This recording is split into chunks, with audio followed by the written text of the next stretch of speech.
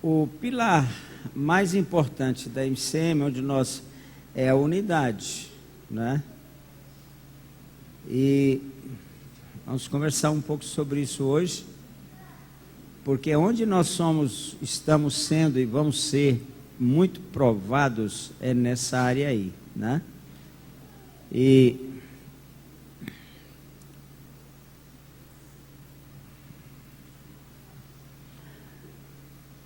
em Atos capítulo 2, porque você sabe que todos os anos nós, no dia 1º do ano, nós buscamos no Senhor um texto e vamos caminhar nesse texto durante aquele ano e daí para diante, né? E esse ano, o texto que o Senhor nos deu foi Atos 2,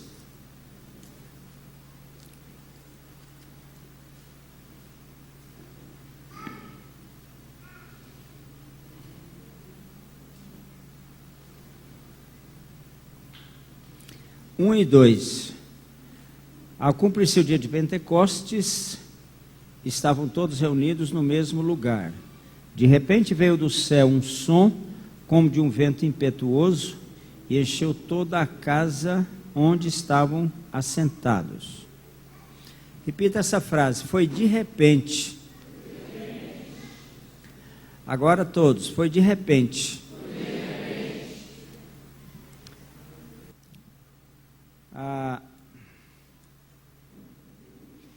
Esse avivamento que começou aqui em Atos 2, ele durou por cerca de 300 anos.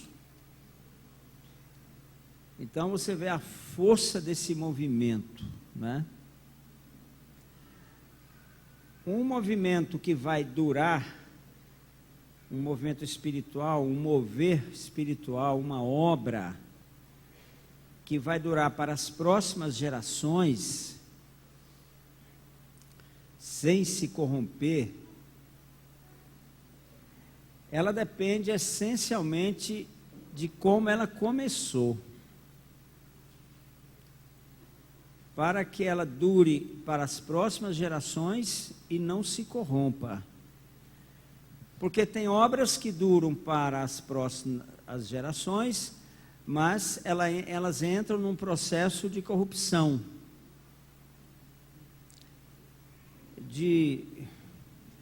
Eu visitei a igreja de Zwinglio, na Suíça, onde ele ministrou. Assim, tem uma praça, tem uma imagem dele lá na praça, e tem lá um órgão de tubo, assim, que preenche toda a parede no fundo da igreja. São bancos de madeira, os mesmos bancos, né? Isso foi no século XVI. A Bíblia que ele usava está lá numa redoma, a vácuo. E só que aquela igreja hoje, o pastor não é crente, e ali que se realiza o culto dos gays da Suíça, entendeu? Ali em Zurique. Então, se corrompeu completamente, não é? Por quê? Nós estamos em busca de um avivamento e haveremos de alcançar. Quando o Senhor vai vir dessa forma aqui, eu não sei, mas Ele vai vir. Isso eu sei, Ele vai vir. Só que isso aqui, irmãos, é necessário que seja algo assim, que você queira, que seja você que quer. Para você.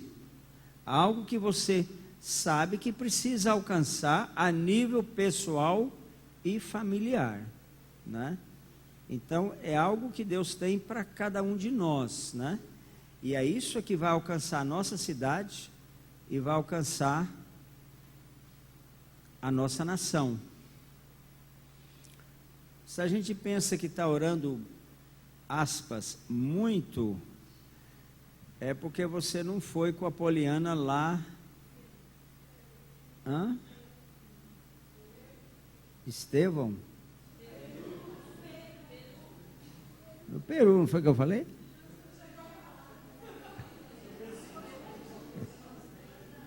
Tá bom, tá bom.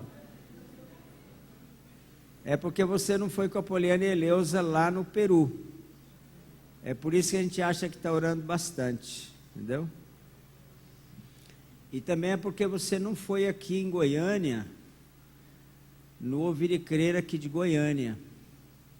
Está acontecendo um negócio esquisito ali, entendeu?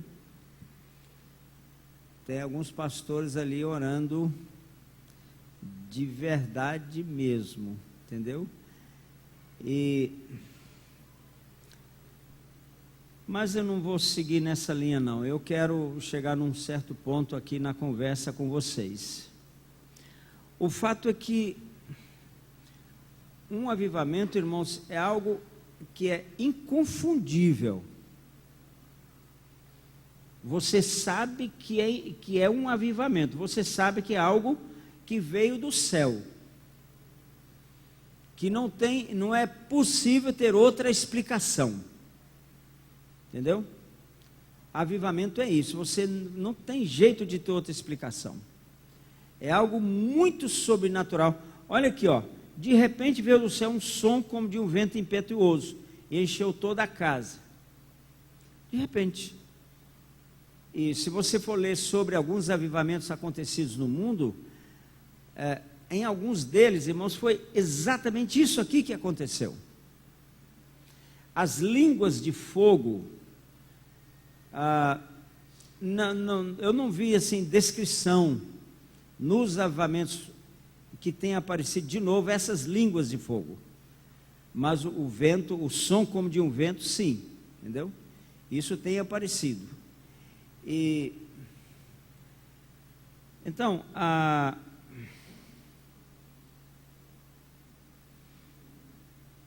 é muito evidente o sobrenatural no processo de um avivamento.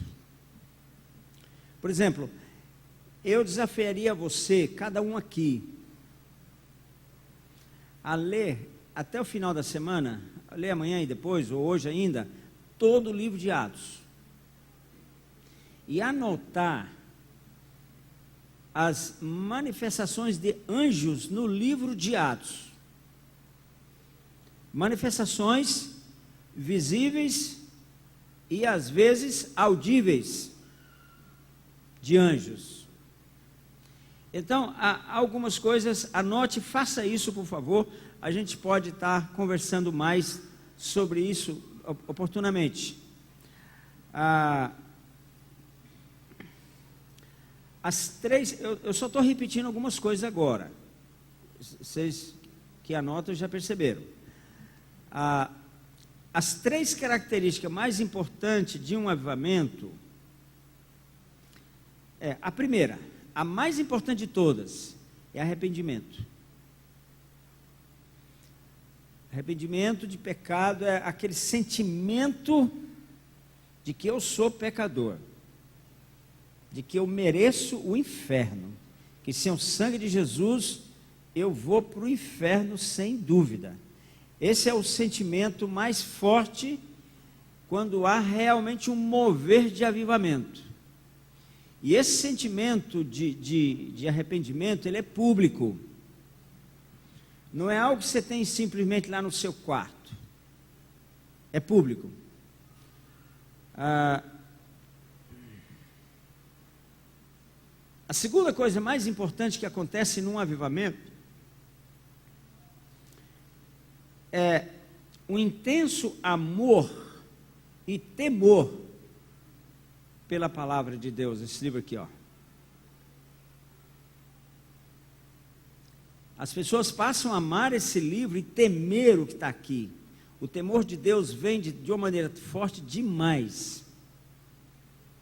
E as pessoas passam a amar esse livro de forma inconfundível. A pessoa que está amando esse livro e examinando esse livro, temendo cada vez mais a Deus, vou dizer para você, essa pessoa está passando por um avivamento, entendeu? E num avivamento, as pessoas que estão vivendo isso, elas leem a Bíblia assim, em poucos dias, em 1 mês, 2 meses, 3 meses, elas leem, já estão lendo de novo.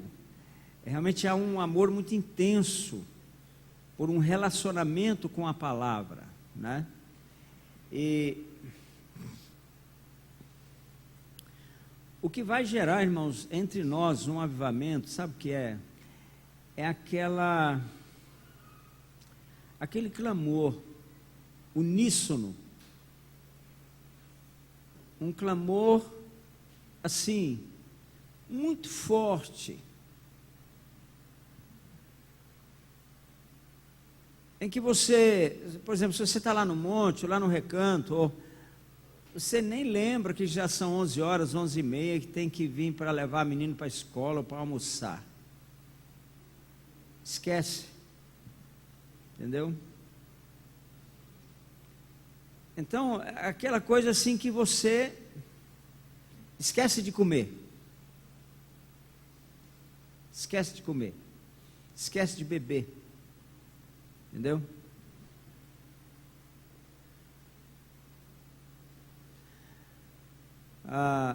É uma vida intensa, onde a prioridade é buscar um avivamento pessoal. A vida tão intensa em busca disso, que talvez outras situações importantes, obrigações, ficam para depois.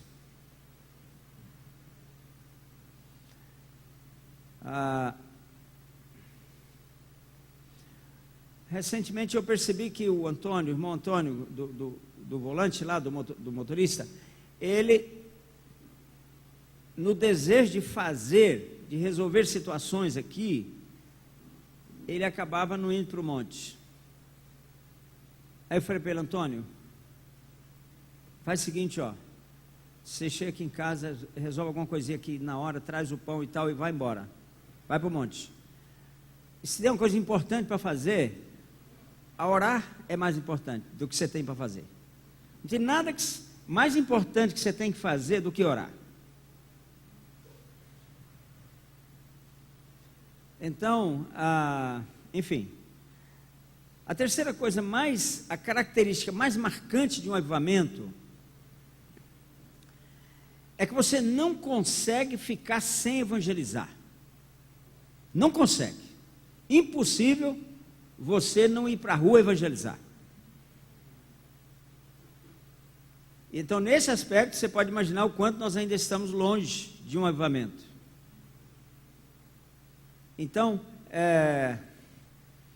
eu estava ministrando, hoje é terça, anteontem, numa igreja, domingo à noite, lá em Presidente Prudente. A igreja estava cheia. E o pastor já ia terminar o culto.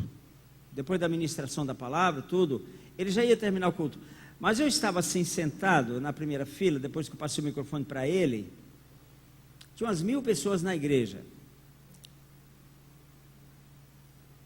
Aqui dentro, algo me incomodava. Devia ter alguém ali que não conhece Jesus ainda e que talvez seria a última oportunidade. Eu subi no púlpito novamente, falei com o pastor, falei: pastor, eu preciso dar uma palavra ainda, porque tem pessoa aqui que precisa entregar a vida para Jesus. E ele me deu o microfone. Irmãos, se não me engano, foram 18 pessoas que entregaram a vida para Jesus naquela hora. Se não me engano, entendeu? Foi por aí, entendeu? Então, essa é a característica mais importante. As três: arrependimento, amor à palavra e amor às almas perdidas. Então, o quanto você tem de um avivamento, está aí uma medida para você medir, você mesmo, né? O quanto você está vivendo, ou de fato em busca de um avivamento na sua vida, né? Eu disse na última aula, vamos percorrer Trindade. Nós íamos fazer isso, já estaríamos fazendo, Porque tem pelo menos 2 semanas que eu falei isso para vocês. Só que no momento só tem a Rosane, mais alguns alunos, mais acho que como é que chama? Que está indo lá, aquele que toca bateria. Hamiltinho, né?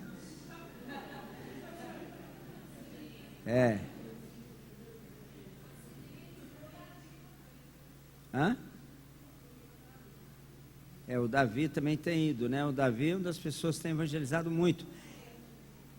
O Davi é um adolescente, ele está dando um banho em todos nós, né? Graças a Deus pela vida dele e pelos pais dele também, né? Que ele teve lá, enfim, ele está dando um banho em nós e nos pais dele também, né? Então, irmãos, ia falar uma coisa aqui. Lembrei. Só que nós decidimos passar isso para... Cadê o Eben? Está aqui, não? Não está. O Eben está lá. Está o Eben lá. É porque você senta numa posição aqui que você não está hoje, né? Então, nós decidimos que... E é uma coisa que eu já vou passar para vocês agora. É o seguinte... Até o final do ano, tem 1 mês e pouco. Você tem até o final do ano, seja como aluno, seja como obreiro da MCM, para falar para mim onde você vai, qual a igreja que você vai trabalhar, produzir, evangelizar. Nós não vamos evangelizar via MCM, poderia, sem dúvida, isso não é errado, não é pecado. Mas vamos fazer através da igreja. E você tem até o final do ano para dizer para mim, pode falar para a Cibele, ela passa para mim, você tem até o final do ano para dizer qual será a igreja onde você vai frequentar, onde você vai trabalhar. A partir de 1º de janeiro, nós não vamos aceitar ninguém na MCM sem que esteja produzindo fruto na sua igreja. Se você está aqui como obreiro, você não é membro, você é membro de uma igreja lá em São Paulo, Santa Catarina, mesma coisa, mas você pode frequentar e trabalhar numa igreja aqui, entendeu?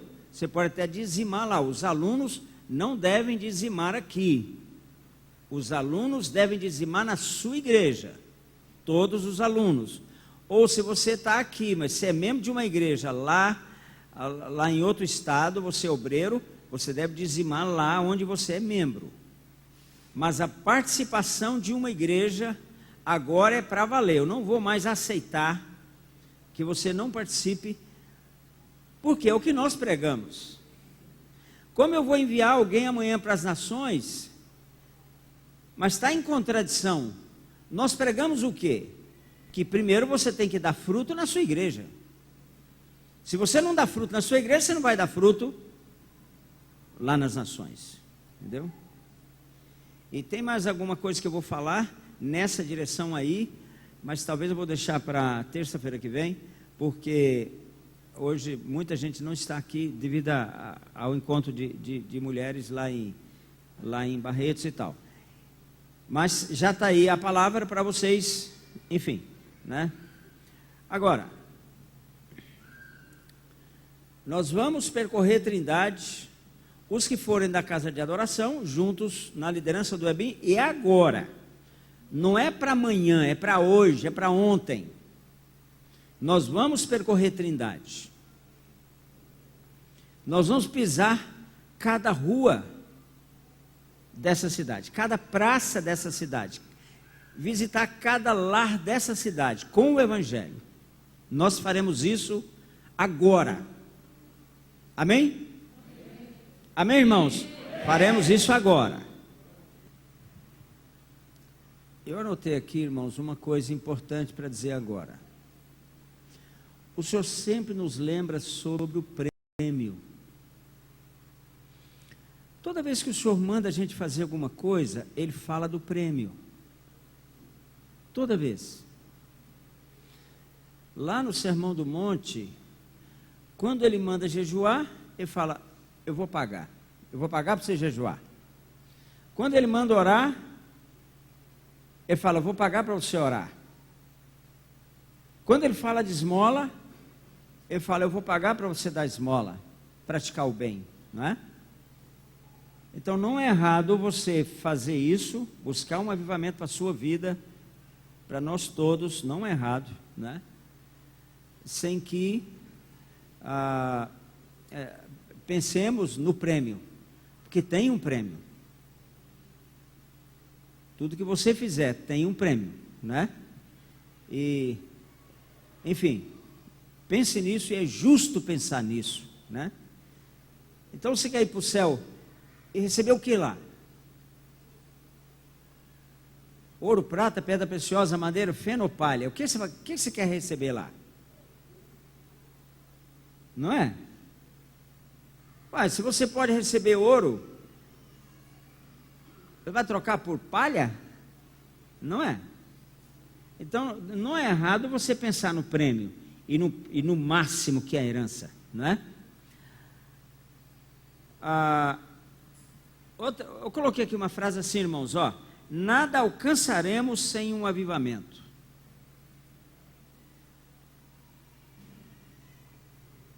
Teremos feito muito na nossa avaliação. Teremos alcançado nações na nossa avaliação. Mas sem um avivamento, não teremos o selo do Espírito Santo naquilo que estamos fazendo. Nós estamos em busca desse selo do Espírito Santo sobre aquilo que o Senhor nos confiou. E esse selo chama-se avivamento. Muita coisa que a gente busca, irmãos, sinceras, buscamos a Deus, oramos, trabalhamos para isso sinceramente. Fazemos a obra de Deus. De coração fazemos a obra de Deus. Mas quero falar uma coisa para vocês. Sem um avivamento,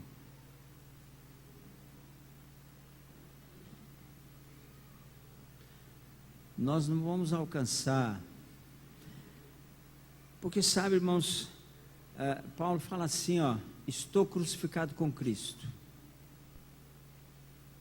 Como é que é esse versículo mesmo? Agora vivo, como é que é? Gálatas 2.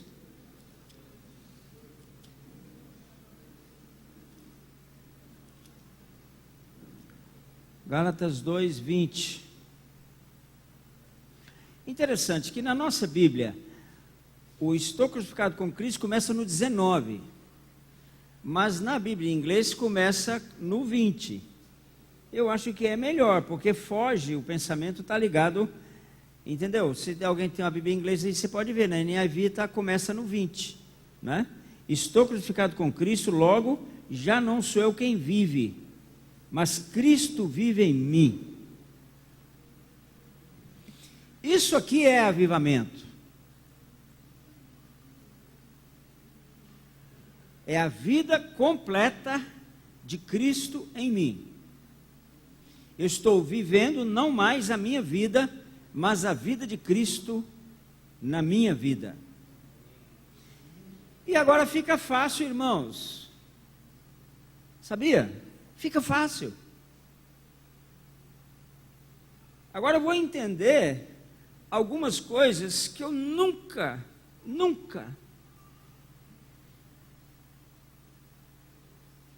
Fica fácil.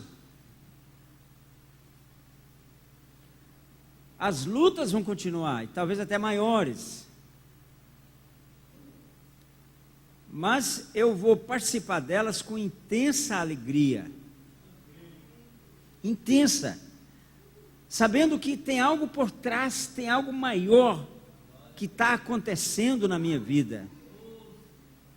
Tem algo sobrenatural que está acontecendo na minha vida, muito maior.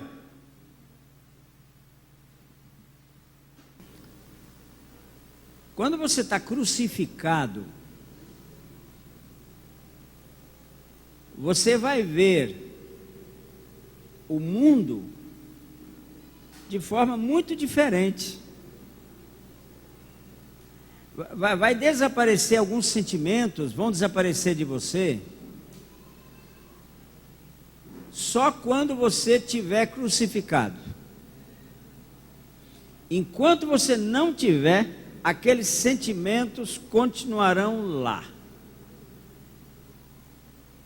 Continuarão perturbando você.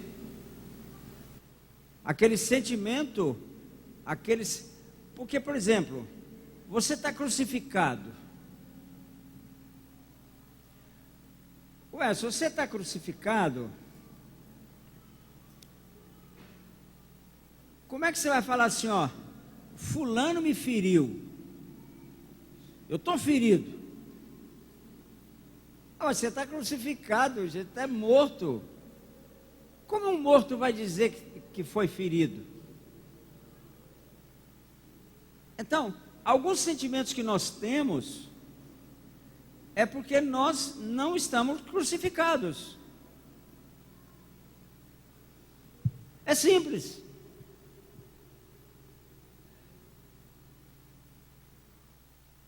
Paulo falou assim, Filipenses 1, para mim o viver é Cristo e o morrer é lucro.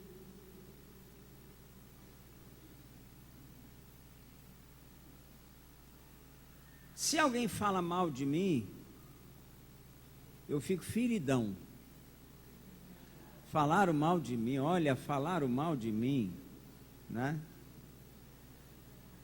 Ou se alguém me elogia,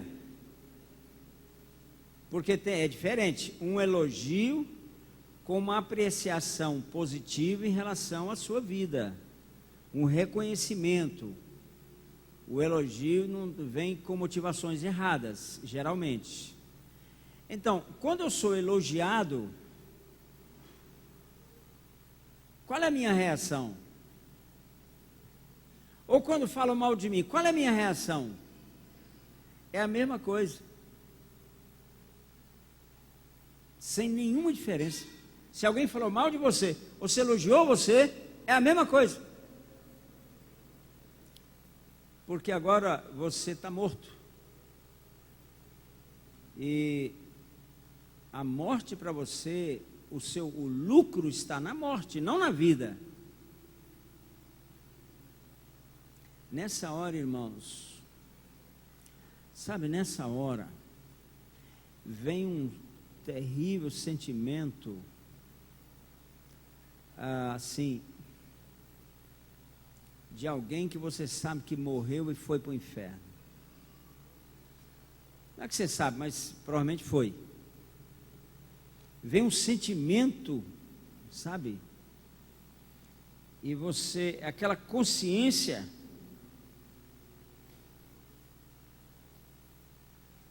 que você não tinha. Passa um caixão ali, um sepultamento, aquela pessoa foi para o inferno. Ah, tá tudo bem, para mim, estou preocupado com isso não.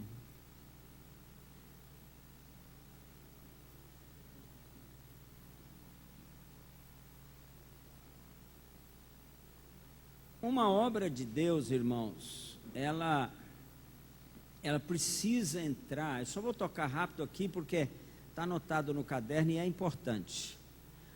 Uma obra de Deus, ela precisa entrar num processo de multiplicação. Abraão, depois, quando ele estava com 99 anos, Deus falou assim para ele: anda na minha presença e ser perfeito, e te multiplicarei extraordinariamente.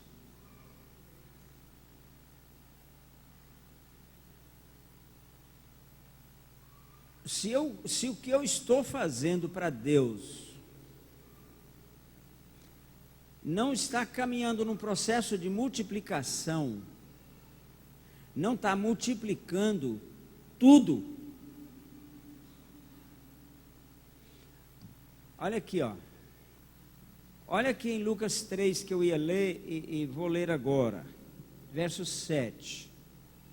Dizia ele, quer dizer, João Batista: pois as multidões que saíam para serem batizadas, raça de víboras, quem vos induziu a fugir da ira vindoura? Então olha aqui, ó, vinha uma multidão, onde? No deserto, ele morava lá, no deserto da Judéia. Vinham das cidades vizinhas para o deserto, multidões. E qual era o comportamento dessas multidões? Fugir da ira de Deus. Quer dizer, sentimento de que se morrerem, vão para o inferno. Esse era o sentimento. Se morrer, vai para o inferno. Fugir da ira de Deus. Mas eram multidões. Irmãos, o que nós não podemos fazer em 20 anos, em um avivamento, Deus faz em uma semana. Ou em um dia. Deus não tem limitações, mas nós limitamos Deus.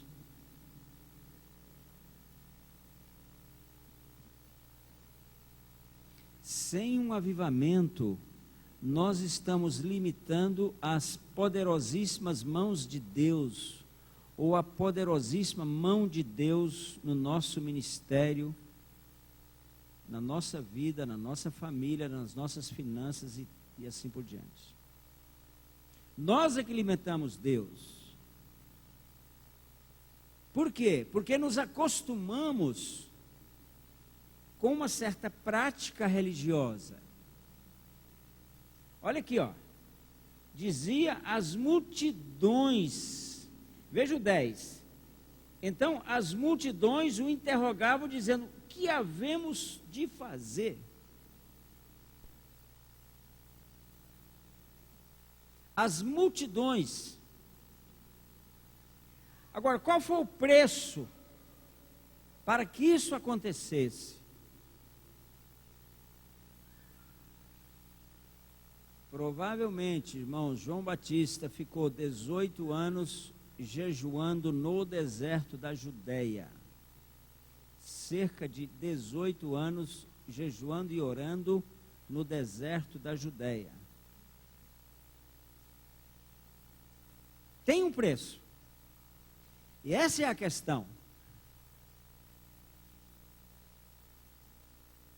Nós queremos trabalhar para Deus, mas temos dificuldade para pagar o preço para que Deus faça, e não nós. É o preço da crucificação.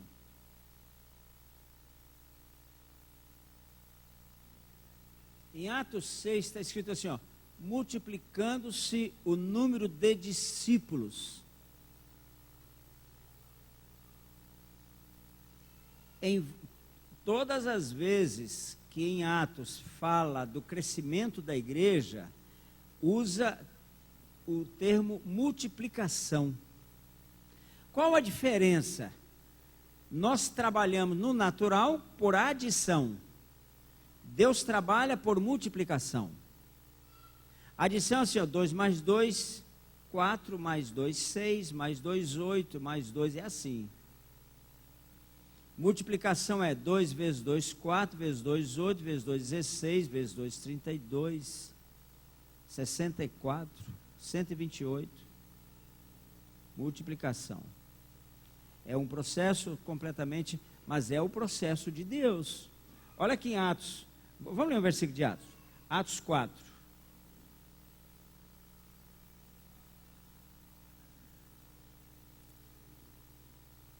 Atos 4.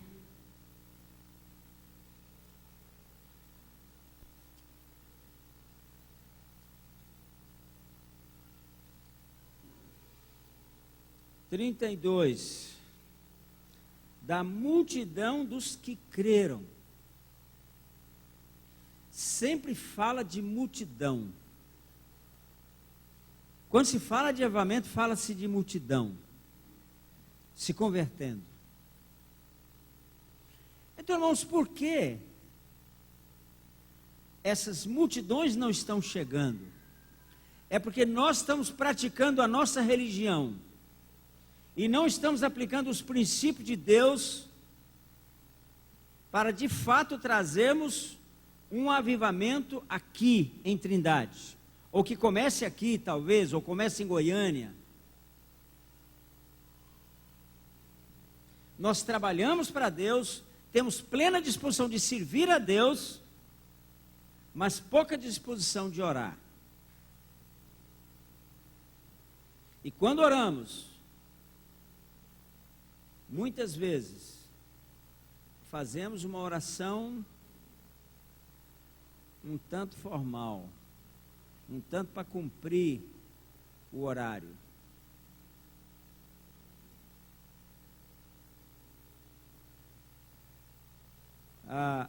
Era aqui ó, da multidão dos que creram, era o coração e a alma.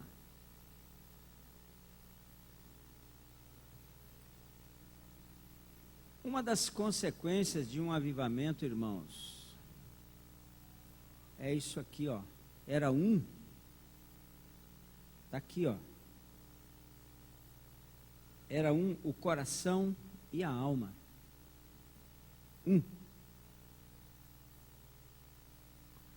Sem um avivamento na minha vida, eu vou olhar para você e vou ver seus defeitos. Mas se eu viver um avivamento, eu vou olhar para você e vou cobrir os seus defeitos. E não vou aceitar que alguém fale mal de você para mim. E se eu tiver uma situação com você, eu vou tratar pessoalmente. E vou resolver. Entendeu? Quando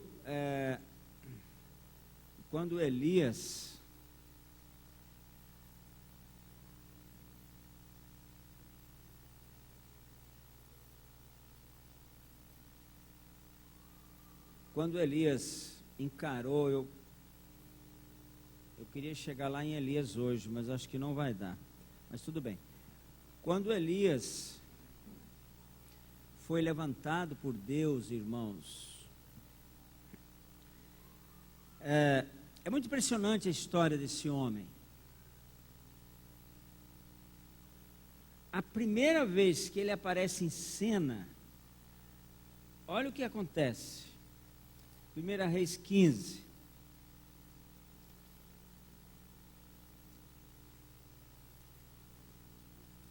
Quando ele aparece em cena,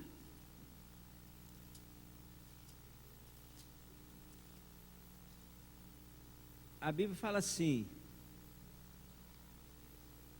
perdão, 17. 1 Reis 17. Então Elias, o tesbita dos moradores de Gileade, disse a Acabe: tão certo como vive o Senhor Deus de Israel, perante cuja face estou, nem orvalho, nem chuva haverá nesses anos, segundo a minha palavra.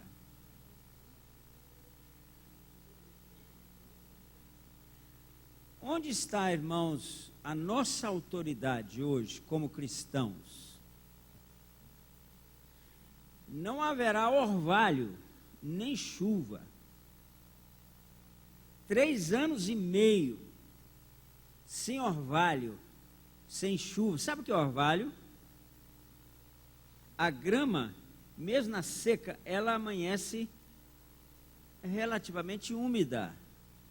Uma vez eu sofri um acidente de um avião por causa disso. Um avião caiu com a gente por causa disso. Entendeu? E do orvalho. Mas não é para ter orvalho.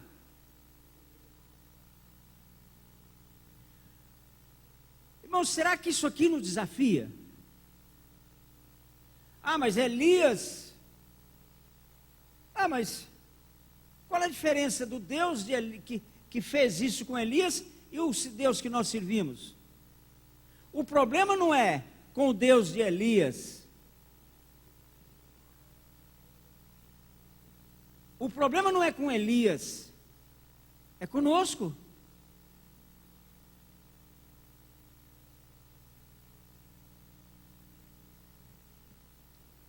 E aqui adiante, no capítulo seguinte, ele encara os profetas de Baal, ele mata os profetas. Porque os profetas estavam sendo mortos, Jezabel estava matando os profetas de Deus. Olha aí o versículo 13. Acaso não disseram a meu Senhor o que fiz quando Jezabel matava os profetas do Senhor? E como eu escondi 100 homens, 100 profetas e tal. Isso aqui é Obadias que está falando isso, é um servo do Senhor que trabalhava no palácio. Deus faz isso, viu, irmãos? Deus coloca homens dele e mulheres para momentos como esse, em lugares estratégicos, para exatamente momentos como esse aqui, ó, Esther, lá no reino da Pérsia. Deus colocou ela lá, para aquele momento. Deus colocou Obadias aqui para salvar 100 profetas, senão Jezabel tinha matado eles também. E foi nessa situação que Elias levantou.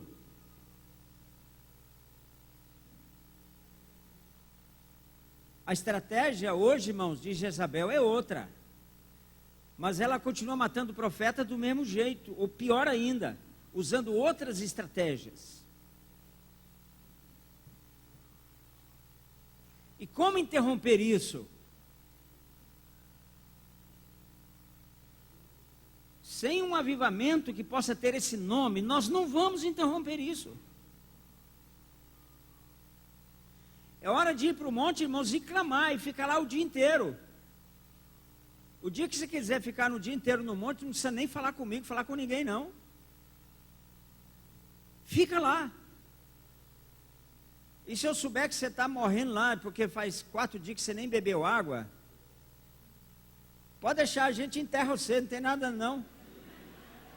É.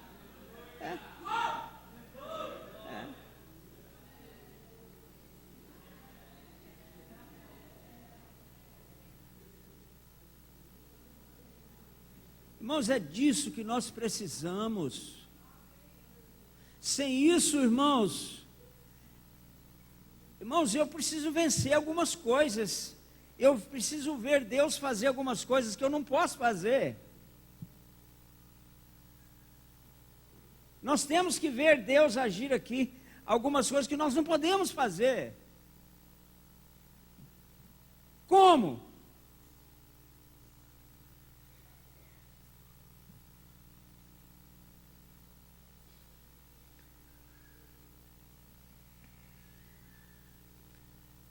Elias fez um desafio aos profetas de Baal. Ele jogou aqui todas as suas cartas. Ele fez um desafio. E outro dia eu perguntei para alguém se nós devíamos desafiar o padre da cidade para um debate público novamente. Desafiamos. Aquela vez ele não quis. Colocamos até cartaz na rua, cortamos banner, tudo mais. Ele não quis. Carro de som. Mas nós não fizemos uma coisa que Elias fez. Olha aqui no versículo 24. 1 Reis 18. Então invoquei o nome do Senhor vosso Deus. Não. Então invocai o nome de vosso Deus. Ele está falando para os profetas de Baal. E eu invocarei o nome do Senhor, do Deus dele, né? E há de ser que o Deus que responder por fogo, esse é que é Deus. Não é uma boa proposta? Não é? Para a gente fazer aqui também. O Deus que responder por fogo é Deus. Então deixa o profeta de Baal aí, tem muito aí de se virar. Entendeu? Aqui eles fizeram de tudo, flagelação, tudo. Só que veja bem, ele jogou tudo aqui. Por Porque Baal não respondeu com fogo.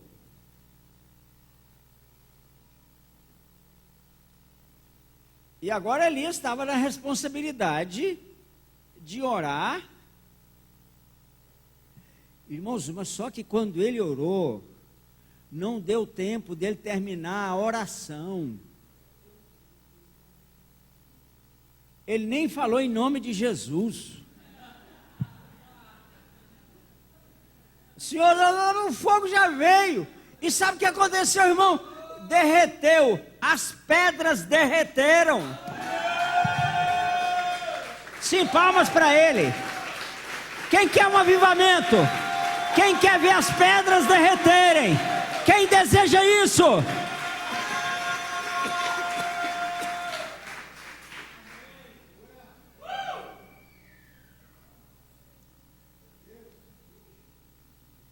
As pedras derreteram, irmãos. Uma pedra não derrete com menos de 5.000 graus.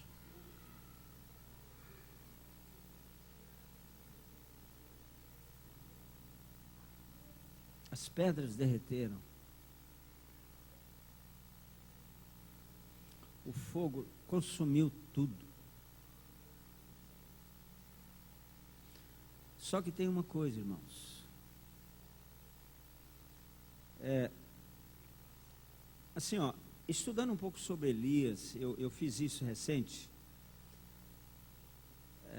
Tenho feito de vez em quando, e recente eu dei mais uma olhada em alguns aspectos aqui da história de Elias.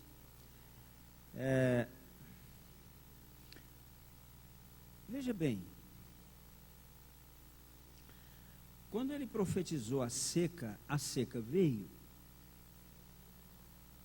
parou de chover e não tinha mais nem orvalho nem chuva. E Acabe, eu falei, eu vou matar ele, ué. Ele mandou que não chovesse, agora não está chovendo. Os meus profetas aí não estão dando conta de fazer chover, porque então nós temos que matar esse homem. E ele teve que, você sabe, ele teve que se esconder, né? Lá no ribeiro, é o que está descrito aqui, né? No capítulo 17, ele teve que se esconder lá no ribeiro. E os corvos vinham trazer comida para ele. Por que eu cito isso? Porque é uma coisa muito inusitada. Quantas vezes você já viu um corvo trazer bife? Corvo come carniça. Um bife para um corvo, ele precisa estar muito sem apetite para ele não comer esse bife, não é? Mas os corvos vinham. E aqui está plural. Os corvos o serviam, trazendo pão, trazendo carne para ele.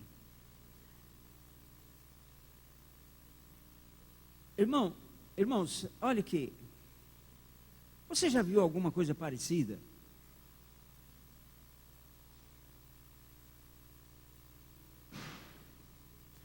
Há um nível que Deus quer nos conduzir, onde viver o sobrenatural será algo diário. Elias vivia o sobrenatural, ele olhava no relógio, já está chegando, o corvo está chegando. Ele marcou que mais ou menos 11 horas ele ia trazer o lanche, está chegando. E se não chegasse? E se o corvo não viesse? Diz a Bíblia que Acabe procurava ele até nas nações vizinhas. Tal era o desejo de Acabe de matar ele. E se não viesse?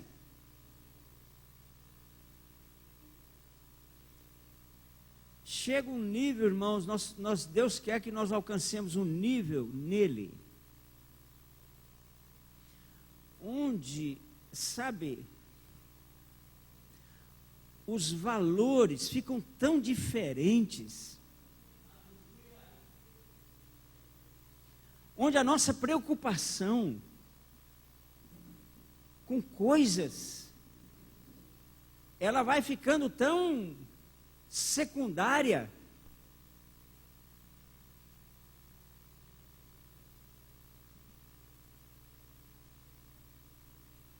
É muito perigoso, irmãos, nós, assim, ó, você veio para a MCM, isso acontece todo dia.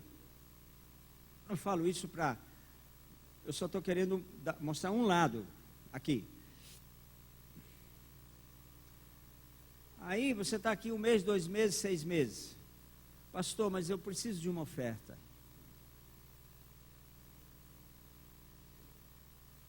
A impressão que eu tenho muitas vezes, irmãos, nem todos falam assim, mas muitos vêm e fazem esse tipo de colocação.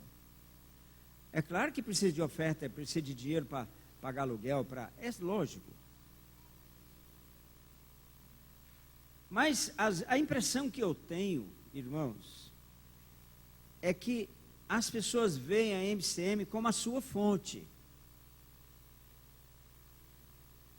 Aqui não pode ser a sua fonte. Não é. Agora, Deus pode usar a MCM como sua fonte? Pode. Se Ele decidir fazer isso. É muito perigoso você confiar. Porque se você ficar fiado numa oferta que você recebe do caixa da MCM, está mal. Está errado isso. Elias dependia de um corvo, que eventualmente iria levar ou não a comida para ele. Viver um avivamento é isso, é depender dos corvos. Você não sabe se o corvo vai vir. Ele tinha que ter fé para cada corvo que viria no dia seguinte.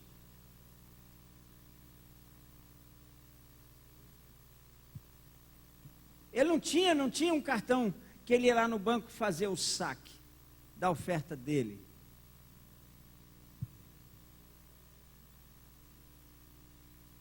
Irmãos, alguma coisa que nós precisamos viver.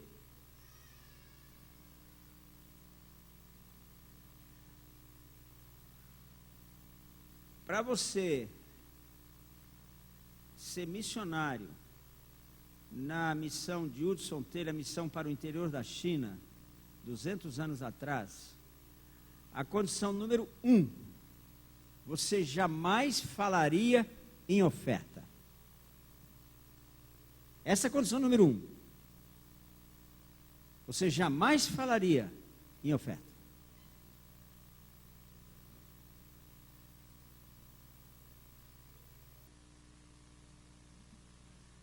O nosso foco precisa mudar. Nosso foco nunca pode ser dinheiro.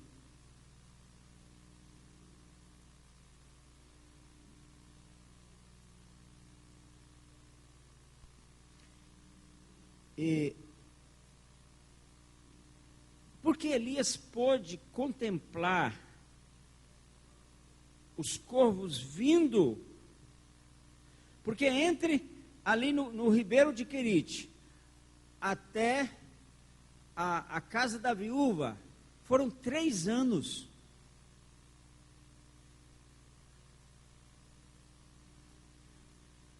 E quando o ribeiro secou, que ele foi lá para a casa da viúva, olha o que Deus falou para ele. Eu ordenei, olha como Deus é, eu ordenei que lá uma viúva sustente você. Eu ordenei. Ele foi todo feliz, né? Agora eu tenho quem me sustenta. O ribeiro secou, eu tenho que cair fora daqui. E foi lá para Sidom, aquela região lá de Sarepta, até fora do país, que dentro do país estava mais complicado. E chegou na cidade, o Espírito Santo falou para ele, essa aí, ó. Ela estava catando uns cavacos, e ele foi direto no assunto.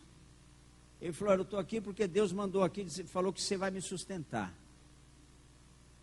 E ela falou para ele: não, o profeta, você está errado, não é bem aí não.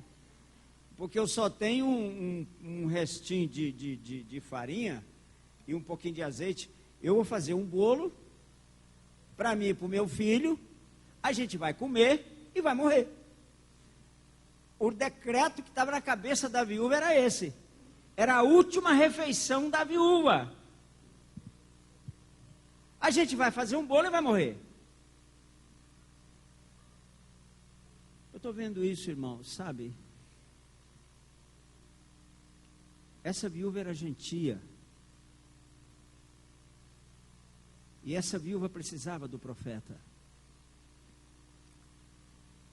Quando ela disse que ia morrer, ela estava dizendo a verdade. Ela ia morrer. Ela tinha a última refeição.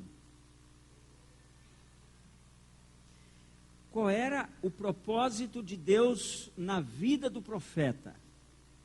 Era eliminar Jezabel e Baal da nação. Esse era o propósito de Deus. Ele estava ali por causa de um propósito de Deus, a eliminação de Baal na sua nação e de Jezabel. Agora a viúva fala para ele: só tem uma refeição. Ele falou assim: olha, então faz o seguinte, ó, vai lá, faz um pequeno bolo para mim. E interessante que estava na seca, a seca tinha alcançado aquela região também. E a viúva tinha água para dar para o profeta. E tinha um pedaço de bolo para dar para o profeta. Naquela época, preste bem atenção aqui nesse pensamento.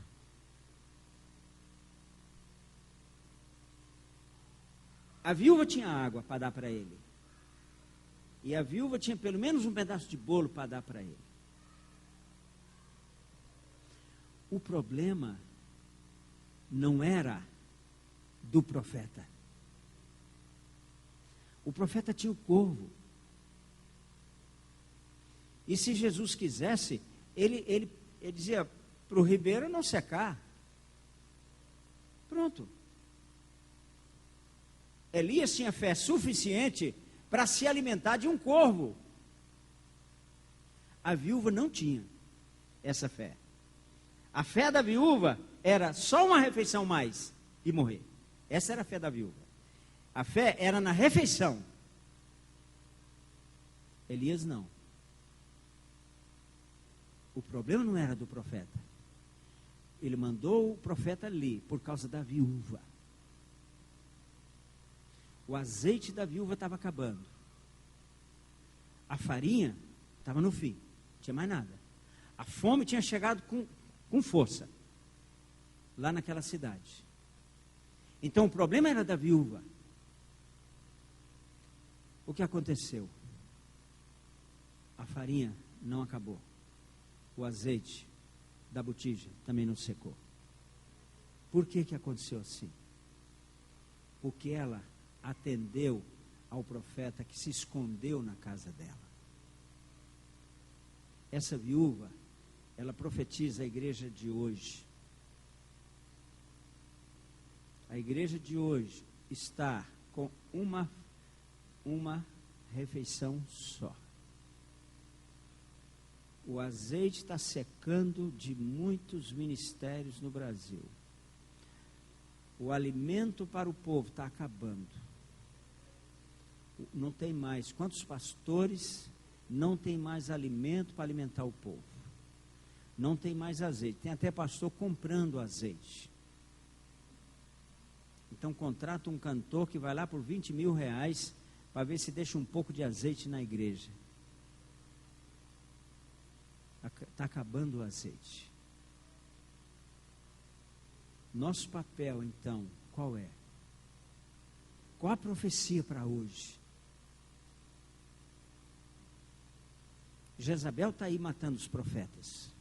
Baal está aqui na nossa cidade, aqui na esquina, no nosso nariz.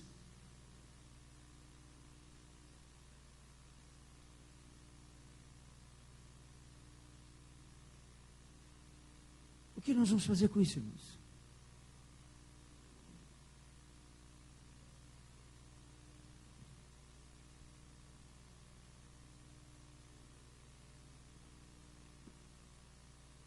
Nunca houveram tantos gays no Congresso Nacional como no Congresso atual. Quem me disse isso foi um deputado federal que é nosso conhecido.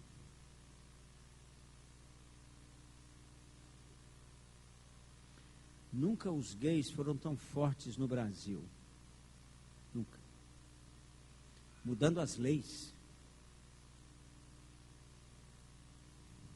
E nós? Se nós, irmãos, você pensa que nosso azeite não vai acabar também? Vai. Ou que a farinha não vai acabar, o azeite não vai secar, a farinha não vai acabar? Vai. Se nós não descobrirmos que nós podemos viver alimentado pelos corvos, o nosso azeite vai secar. E a nossa farinha vai acabar. E nós, como viúva, vamos morrer.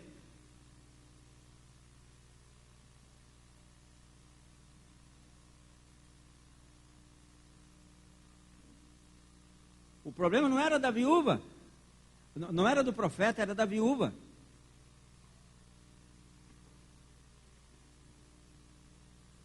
Qual foi a consequência de tudo? Ele ficou entre o ribeiro e a casa da viúva, escondido, 3 anos. Aí chegou o momento em que ele falou: agora, profeta, agora você vai embora. Agora você vai encarar Baal. Agora você vai encarar Baal. E ele foi. E ele falou assim,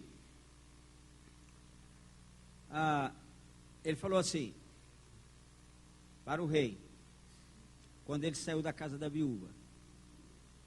Ele foi lá, procurou Obadias, eu preciso encontrar com o seu patrão aí, com o rei. Finalmente se encontrou com o rei.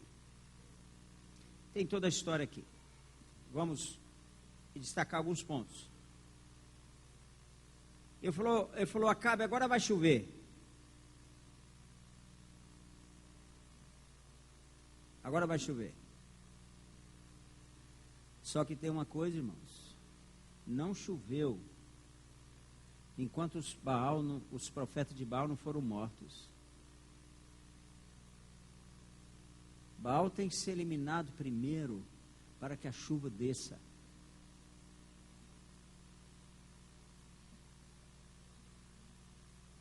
Você quer chuva?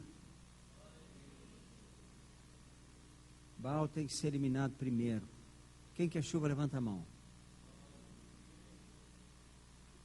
Eu só pedi para levantar. Fica a mão levantada um pouquinho. Todos.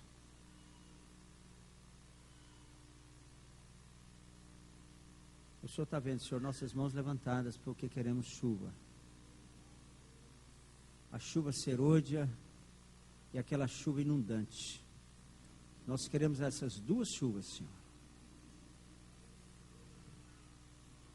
Mas tu nos tens ensinado, Senhor, através de Elias, que Baal tem que cair primeiro. Baal tem que ser derrotado primeiro, para que a chuva venha. Olha para nós, Senhor. E que essa verdade queime em nosso espírito, em nome de Jesus. Pode baixar a mão.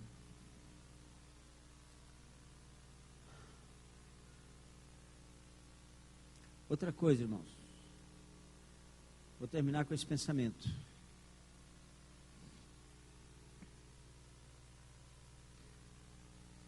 Reis 18, 30. Então ele disse a todo o povo: chegai-vos a mim. E todo o povo se chegou a ele. Elias restaurou o altar do Senhor que estava em ruínas.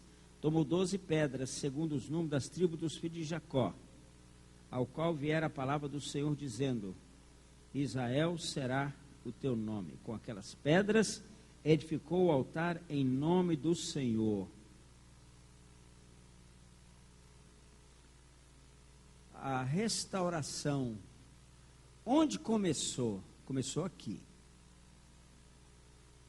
Antes, depois, ele mandou, olha aqui o que em seguida, fez um rego, verso 32, ao redor do altar tão grande como para semear 2 medidas de sementes. Então armou a lenha, dividiu o novilho em pedaços, pô-lo sobre a lenha, e disse: enchei de água 4 cântaros e derramai sobre o holocausto e sobre a lenha. Desfazei-o segunda vez, fizeram. Desfazei terceira vez, fizeram. De maneira que a água tal. Olha aqui, irmãos. Primeiro, ele restaurou a unidade. Sem isso, pastores, líderes de setor, sem isso, esquece. O fogo não vai descer. A chuva não vai descer. E Baal continuará livre para fazer a destruição que ele tem feito em nossa cidade.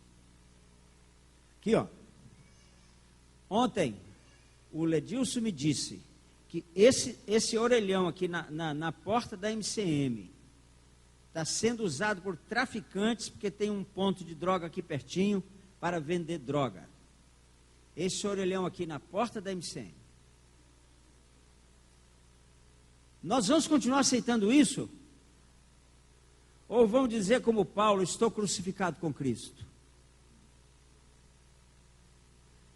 Unidade se faz entre mortos, não entre vivos.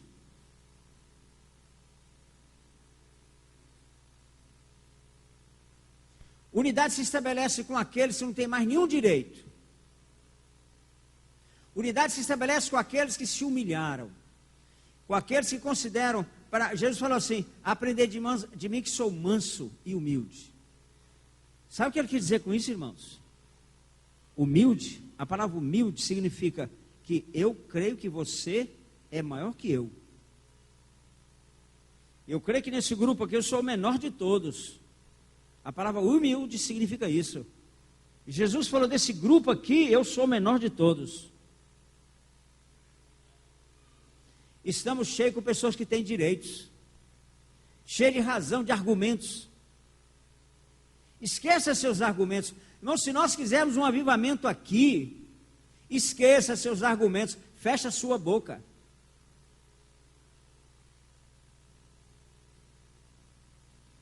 Unidade.